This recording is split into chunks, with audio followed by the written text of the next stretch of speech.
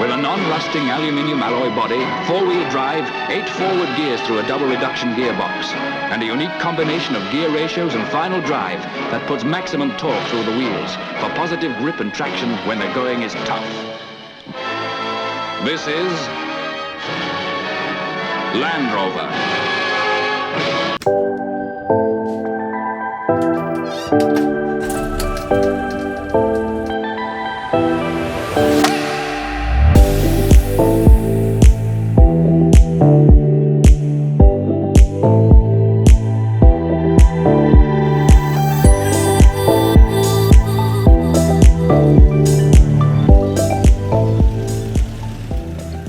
Hey guys, it's Noah. Welcome to today's Tuesday Tidbit. So here I am in a 1970 vintage Land Rover Series 2A 88-inch wheelbase. This thing is a complete beauty. It's been completely restored. It drives beautifully, but there's an important lesson we can learn in this week's Tuesday Tidbit.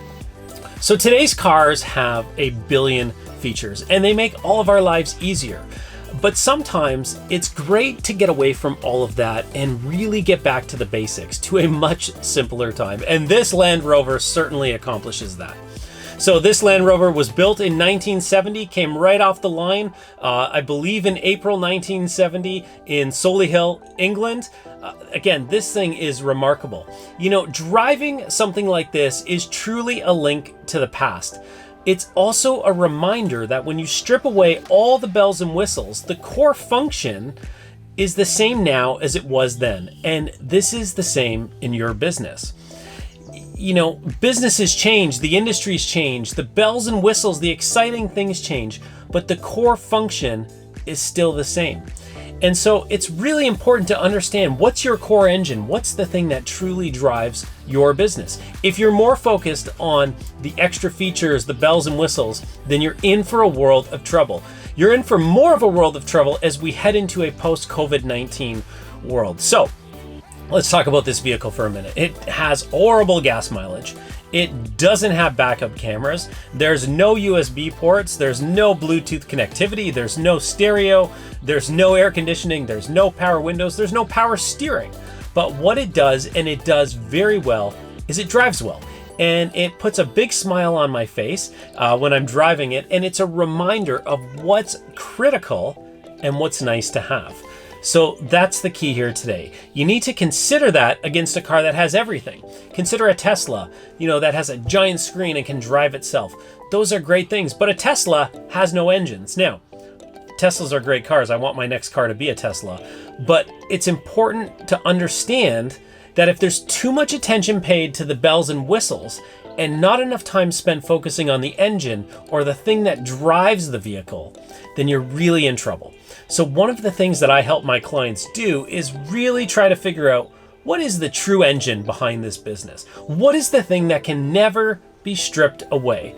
And then we find ways to allocate more and more time and effort and energy to make sure that those key components are always operating at key efficiencies. Here's your challenge for this week. If you don't already have terrific clarity on what your real engine is, I want you to think about that. I want you to do what you can to get that. And here's how you do it.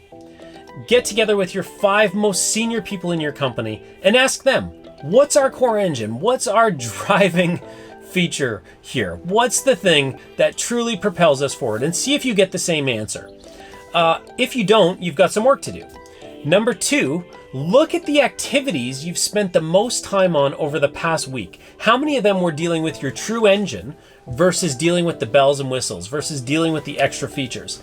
And finally, ask yourself, is your engine and the core components, are they strong enough that you can be focused on these other things? Or do you need to make improvements? Do you need to go through a restoration process?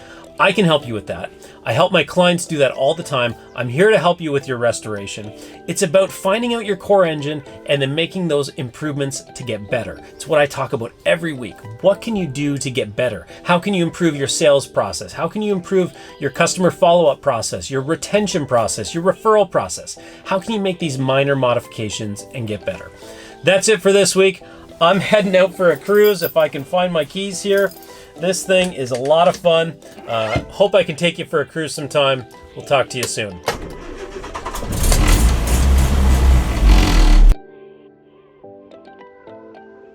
takes you where other wheeled vehicles dare not go.